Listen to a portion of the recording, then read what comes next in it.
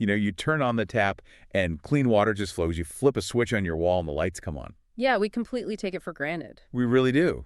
We rarely think about the invisible digital rules keeping our physical world from just falling apart. Absolutely. Because there's this underlying expectation of safety, right? For you, listening right now, you expect safety in everything from a massive manufacturing plant down to your local power grid. Right, but behind the scenes, there are these highly specific, purpose-built digital shields. They're standing between us and, frankly, catastrophic physical disasters. Which is exactly what we're getting into today. Welcome to this deep dive on the WeCyberYou Unlocked podcast. So glad to be here for this one. Before we get going, please take a quick second to follow the channel and remember to visit WeCyberYou.com for more content just like this. It really helps us out. It does. So today, our mission is to understand industrial firewalls. We're looking at the actual guardians, keeping infrastructure running and keeping factories safe from highly sophisticated cyber threats. So, okay, let's unpack this. Well, to really grasp what an industrial firewall is doing out in the wild, we basically have to throw out our conventional understanding of a computer network. Like completely toss it out. Pretty much, yeah.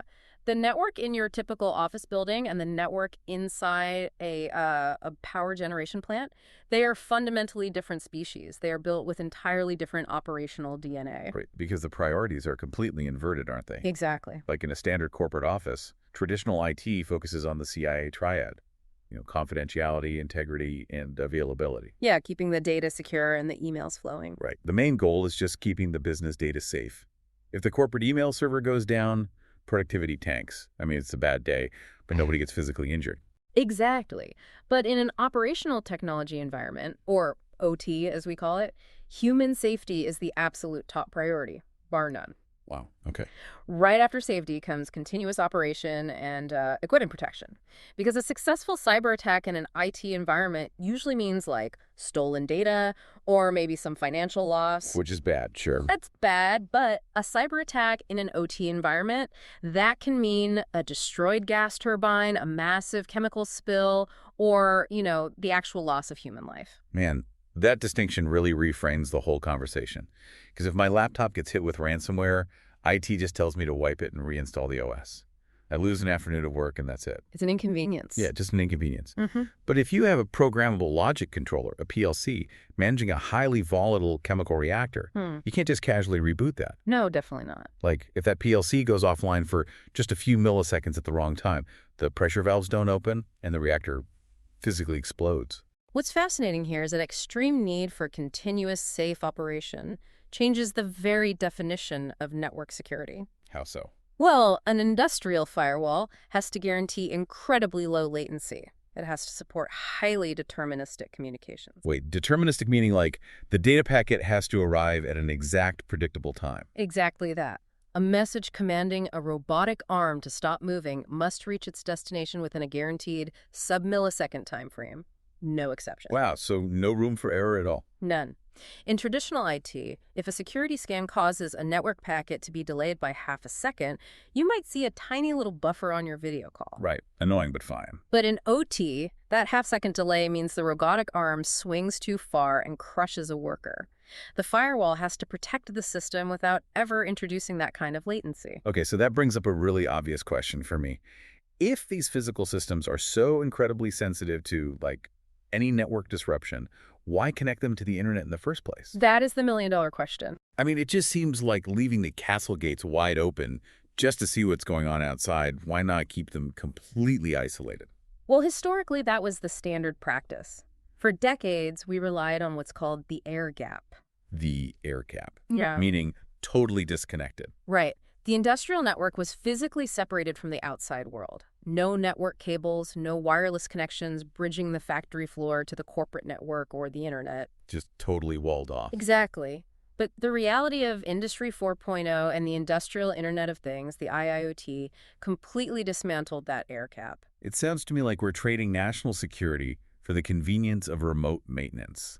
I mean, looking at the sources we're diving into today, the push for smart factories seems to involve hooking up every critical valve and sensor to the cloud. Yeah, mostly so an executive can read telemetry data on a smartphone. Exactly.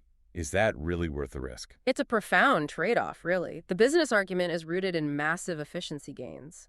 Organizations can use big data to predict equipment failures before a machine even breaks down. Which saves money, obviously. Tons of money. They can optimize global supply chains in real time, and they can perform remote maintenance. That saves millions of dollars and significantly reduces downtime. But there's a catch. A huge catch. By bridging these critical OT environments to corporate networks and cloud systems, the attack surface expands exponentially. Right, because now the internet can touch the factory floor. Exactly. You're exposing very fragile industrial control systems to ransomware, supply chain compromises, and state-sponsored attacks. And the historical record isn't exact theoretical here. The sources highlight some terrifying real-world events that really bring this home. Oh, absolutely. The history is sobering. Stuxnet, back in 2010, is the famous one, right? Yeah, the granddaddy of them all. It manipulated Iranian nuclear centrifuge controllers. But to me, the wildest part wasn't just that it spun the centrifuges until they broke. It was how it did it. It literally lied to the human operators. Yeah, Stuxnet was a masterclass in man-in-the-middle attacks on physical infrastructure. How did that even work? Well, the malware intercepted the sensor data being sent from the centrifuges to the operator's screens. It basically recorded a loop of normal operational data. Like a movie heist where they loop the security camera feed. Exactly like that. It continuously played that fake, healthy data back to the control room, so the operators saw green lights across the board. While the reality was completely different. Right. They were completely unaware that the malware was simultaneously sending rogue commands to the PLCs, forcing those centrifuges to spin at destructive, resonant frequencies. So the monitor said everything was fine, while the physical machines were literally tearing themselves apart. Exactly. That is utterly terrifying. And then you look at the Black Energy malware in 2015, which actually shut down portions of Ukraine's power grid. Yeah, that was a major escalation. This wasn't just an abstract data breach. People were actually left in the dark and freezing in the middle of winter. With Black Energy, the attackers didn't just blind the operators like with Stuxnet. They actively took over the control. Wait, how did they do that? They compromised the VPN credentials of this energy company's staff.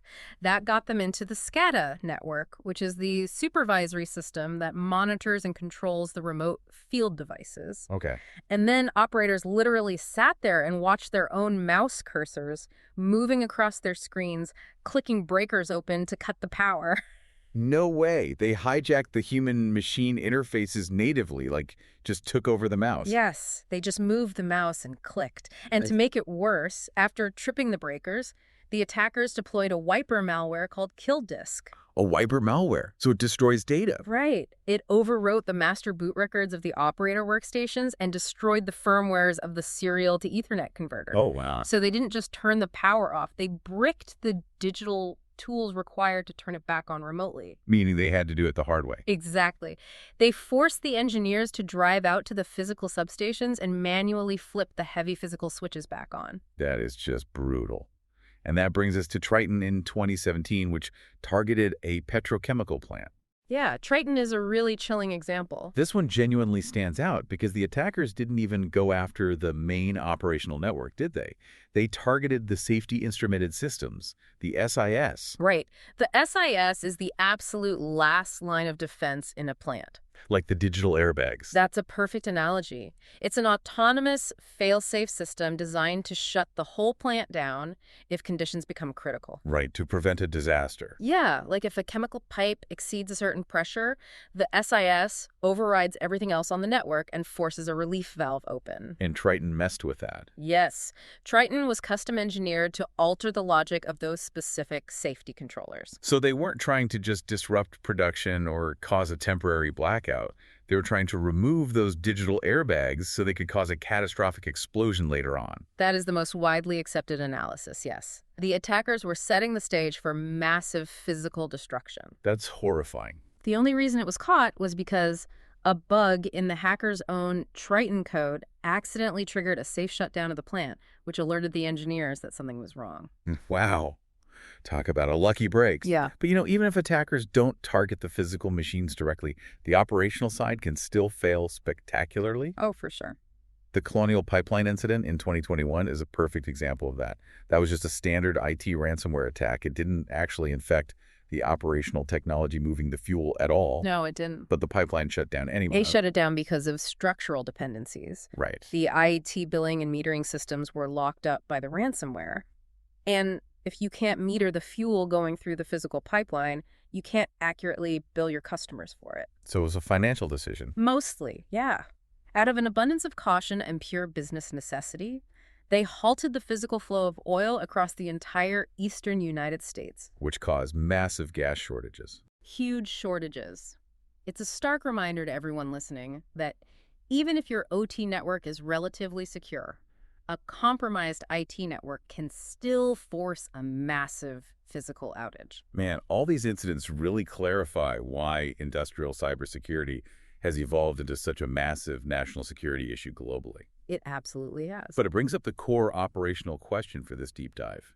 How does an industrial firewall actually stop something like Stuxnet or Triton? That's the real meat of the issue. Right, because if an industrial firewall isn't just a standard IT firewall stuffed inside a ruggedized metal box to survive factory floor dust, what is it fundamentally doing differently? Here's where it gets really interesting. It comes down to vocabulary and deep comprehension. Unpack that for me. Well, a traditional IT firewall evaluates the envelope of the traffic, but an industrial firewall reads the actual letter inside. Like that. Traditional firewalls primarily look at source and destination IP addresses, port numbers, and basic protocols. They just verify where traffic is coming from and where it wants to go. Okay, let me try an analogy here to see if I'm getting this. A traditional firewall is basically like a bouncer at a nightclub. I love that. Let's hear it. You walk up. The bouncer checks your ID. Are you on the guest list? Are you trying to get in through the correct door, like port 80 for web traffic or port 443? Exactly. If your ID is valid, the bouncer lets you inside. But once you're inside the club, that bouncer has absolutely no idea what you're doing. You could be sitting at a back table plotting a heist, and the bouncer is totally oblivious. That captures the limitation perfectly. A traditional firewall has virtually zero visibility into the payload once that connection is established. All right. By contrast, an industrial firewall is like an undercover agent sitting right at that back table in the club, listening to every single conversation. Because it understands the language. Yes. It performs what the industry calls deep protocol inspection, or DPI. It actually understands the specific industrial commands being sent between the engineering workstations and the controllers on the floor. So it literally speaks the language of the physical machines. It has to. The source materials for today mention a bunch of industrial protocols like Modbus TCP, DNP3, and Profinet. Let's dig into that a bit. How does this deep protocol inspection handle something like Modbus? Well, Modbus is a great example because it's incredibly common, and it was originally designed in the 1970s. Which is long before cybersecurity was even a concept. Way before. So it inherently trusts any command it receives.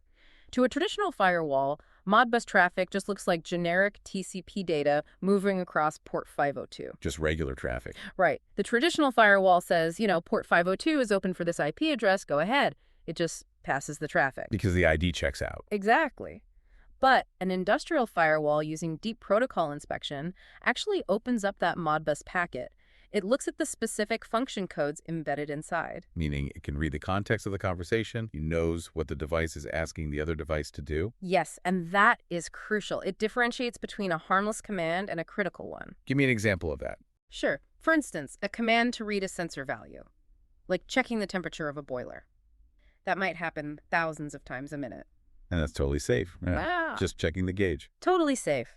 But a command to write new logic or change a set point, like telling that same boiler to double its maximum temperature limit. Oh, wow.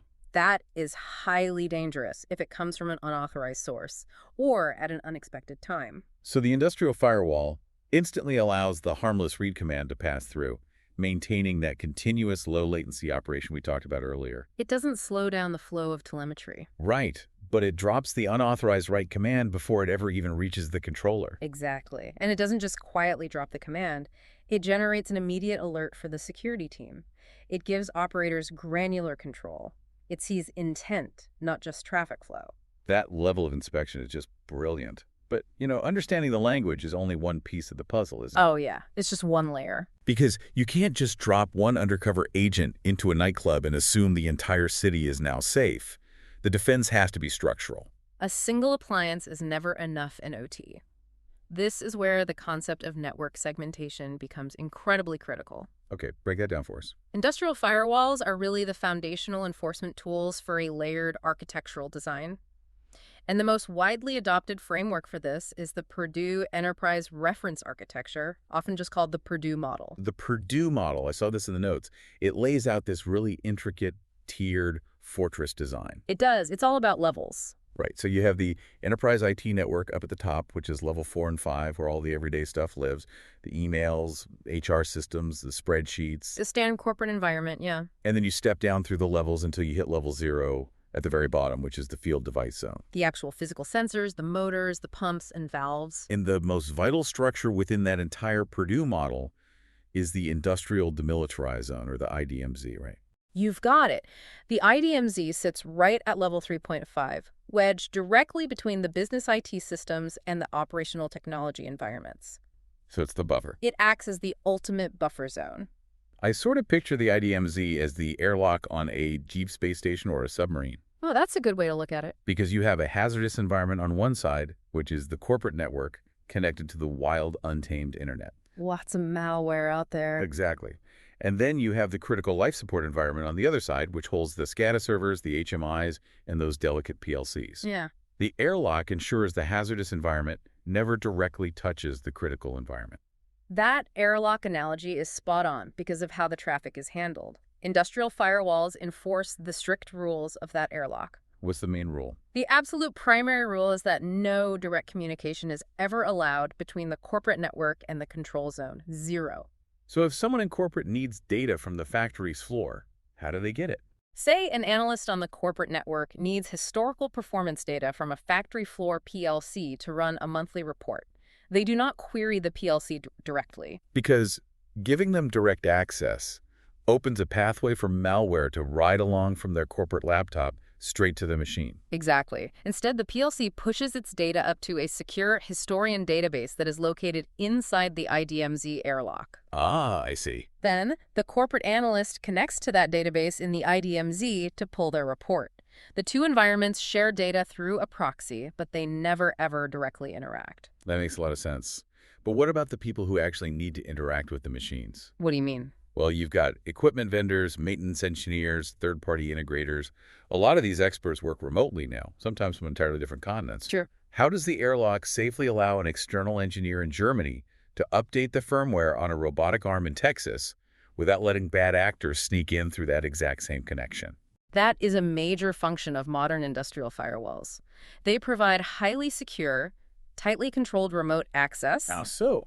They achieve this by combining specialized virtual private networks with strict multi-factor authentication and granular role-based access control, or RBAC. How does RBAC look different in an OT environment compared to, say, a standard IT login where you just use your password in an authenticator app? In IT, logging in usually grants you pretty broad access to a whole subnet or a suite of applications, right? Yeah, I log in and I can see all my company's shared drives. But in OT, role-based access control is hyper-specific. An industrial firewall might be configured so that an external vendor only gets access to the one specific centrifuge they are contracted to maintain. Does that one machine? Just that one. Furthermore, they can only access it during a scheduled 2-hour maintenance window on a Tuesday. Wow, that is strict. And even then, they might only be granted read-only access. To get write access, a plant manager might have to physically turn a key switch on the actual factory floor to allow the firewall to pass the update commands. So the firewall completely blinds the vendor to the rest of the factory floor.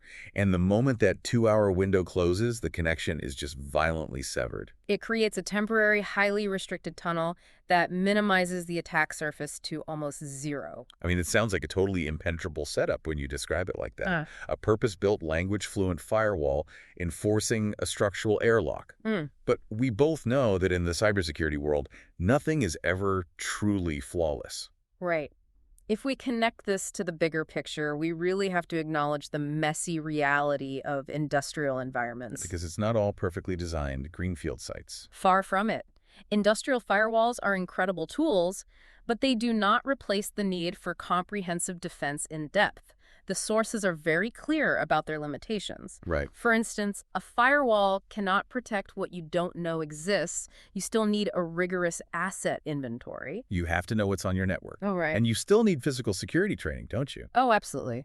Because if a disgruntled employee or just a careless contractor can literally walk onto the factory floor, open a metal cabinet, and plug a malware-infected USB drive directly into a PLC, your multi-million-dollar network firewall is completely bypassed. It doesn't even see the attack happen. It is blind to it. Physical access is root access, as they say. But perhaps the most daunting challenge in this space, and where firewalls actually do a lot of heavy lifting, is managing the sheer volume of legacy devices. What qualifies as a legacy device in OT? Well, if you walk into a water treatment facility today, you'll easily find PLCs that have been running continuously for 25 years. Wait, 25 years? They were installed before the iPhone was even invented. Long before. These legacy controllers were designed in an era when cybersecurity wasn't even a consideration for engineers. That wasn't on the radar. Not at all. They have zero built-in authentication, they lack modern operating systems, and frankly, they are incredibly fragile when exposed to modern network traffic. Fragile. If you run a standard IT vulnerability scan, just sending basic ping sweeps or malformed packets to see what ports are open, a legacy PLC won't know how to handle that unexpected traffic. What happens to it? Its CPU will max out trying to process the strange data, and the controller will simply crash. So you have hardware that is fundamentally gullible, inherently fragile, and entirely unpatchable because the manufacturer probably stopped supporting it a decade ago. Exactly. How do you even begin to protect a machine like that? You use the Industrial Firewall to provide what we call virtual patching. Virtual patching? Yeah, since you can't install a software update on the fragile PLC itself, you place the firewall directly in front of it on the network. Okay, so it stands guard. Right. The firewall inspects all the traffic heading toward that legacy device. If it spots an exploit targeting a known vulnerability in that specific PLC model, the firewall strips the malicious packet out of the stream before it can ever reach the vulnerable hardware. So it's acting as a digital bodyguard, Yeah. just taking the bullet for the older equipment. Exactly. That's a great way to frame it. And I see how this ties into the broader frameworks mentioned in the sources, like IEC 62443 and the NIST guidelines.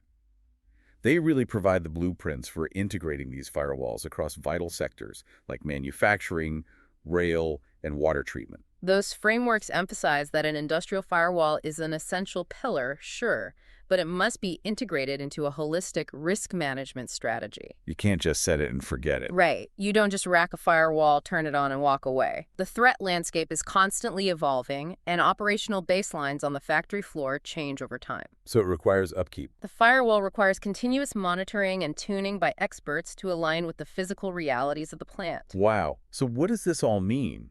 If we distill everything we've explored today, the core takeaway for you listening right now is this. Industrial firewalls aren't just IT firewalls slapped into a rugged metal box. Not even close. They are purpose-built translators. They have the monumental task of balancing robust security with the uncompromising necessity of keeping the lights on, the water flowing, and the machines running safely. They actually speak the language of the physical world. They really do. They serve as the vital bridge between digital security and physical safety. They ensure that the immense conveniences of a connected, automated world don't ultimately compromise the critical infrastructure we relied on every single day. That is so well said. Before we wrap up, I want to leave you with a final thought to ponder. Let's hear it. The sources briefly mentioned the integration of AI anomaly detection into these next-generation firewalls. Right, moving past static rules. Yeah. So as our factories and power grids become fully automated and increasingly AI-driven, will the industrial firewalls of the future have to stop relying on human-written rules entirely? That's a scary thought. Will they instead have to learn to independently supervise the behavior of other artificial intelligences on the factory floor? Just imagine a purely machine-to-machine world where the firewall acts as a digital referee, deciding in microseconds if an AI's command is a brilliant optimization or a devastating cyber attack. It's pretty wild to consider how complex this invisible shield is going to become. It's a compelling question, for sure, and honestly, the answer will undoubtedly define the next decade of operational technology security. Thank you so much for joining us for this deep dive on the WeCyberYou Unlocked podcast. We love pulling these complex topics apart with you. It's been a blast. Please don't forget to follow the channel, and be sure to visit WeCyberYou.com for more explorations into the technology shaping our world. Stay curious, and we'll catch you next time.